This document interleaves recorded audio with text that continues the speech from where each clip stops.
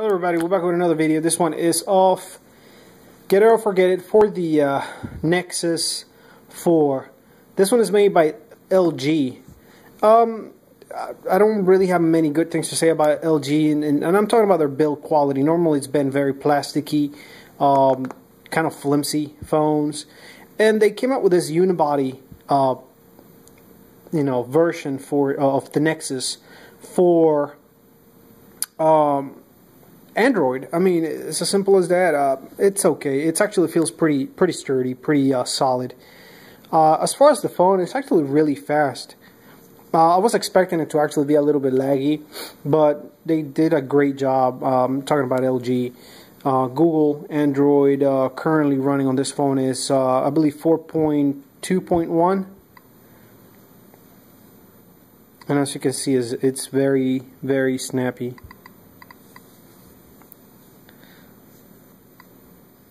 Alright, now as far as qualities of this phone, it's actually very fast. There are a couple of downsides to it though.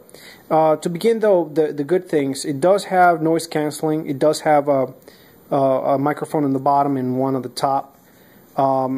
It does feel very sturdy, very solid. It is thin. 2100 milliamp battery, 8 megapixel camera in the back. And I mean, it's very nice. I mean, it does pretty much seem to work and do what you want it to do.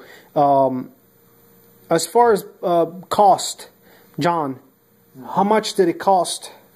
On Google, they had it on stock for the 16 for $350. $350 for 16 gigabytes. And the 32? No, they don't have a 32. It's only 8 or 16. 8 or 16?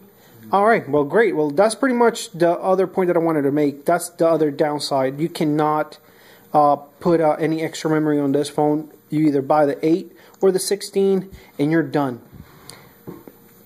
That's it. I mean, I don't like that. I want to be able to bring my own memory in, my own movie files, pictures, music, and in my SD, just pop it in there and you're good to go without having to do much setup or, plug it into the computer. And I mean, I think it's too much of a headache.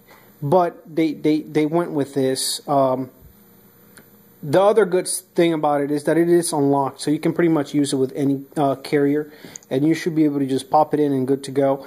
It does have a reminiscent of the SIM tray by Android. Excuse me, by the iPhone, and it is on the side. I don't want to say that they copied Android because SIM trays are a norm nowadays for the micro. Just as an example, previous video I just did the Nokia Lumia A10. They also had a SIM tray in it, which is okay. I can see why they did it. That way you don't have to like fumble around with a little tiny micro SIM card. But anyways, as far as Get It, how do you feel about it? Do you think the price is valuable? $350? It's a quad core with 2 gigabit RAM. Yeah. And as far as memory, though, are you okay with that? Memory, I'm okay with it because when I had the S3, most of the time I would keep my photos through the SD card, which is great, and then have files of music and stuff, which I had a 32 gig. Right. But then I noticed that I wasn't even using the internal memory. So I was on the Galaxy S3 internal. I had 16, and then on the 32 external memory card, I used about like 10 gigabytes on the external. But on the internal SD card through the Galaxy S3, I didn't even use it at all. Which got me thinking, I was like, why am I using most of the external card and not the internal memory on it? Right, and that's the way you feel. As far as me, I like to have extra memory. Exactly. Exactly, yeah. And I mean, that is what I use it for. I want to be able to have that flexibility of being able to bring my own movies, music, pictures and stuff, just pop it in and you're good to go. Instead of having to do it every single time you change phones. You just grab your little, micro SD card and pop it in and you're good to go. Yeah. But anyways, it's all right. It works. As far as value, I think $350 is a little bit too much. I really think they have the $299, like I said, for the 8 gig. $300. Let's be realistic here. It's $300 plus whatever shipping and cost. Right. So $300 for 8 gigabytes. I think they trying to compete with the iPhone in regards to the being able to directly sell you the phone. I think they could have, if they had put between 16 and 32 gigabytes, maybe even more, for the same price, it definitely would have been a good value. As far as get it, definitely get it if you get it at a good price. This is brand new, so you pretty much pay for a brand new phone, right? $350 plus shipping, so what, about $370?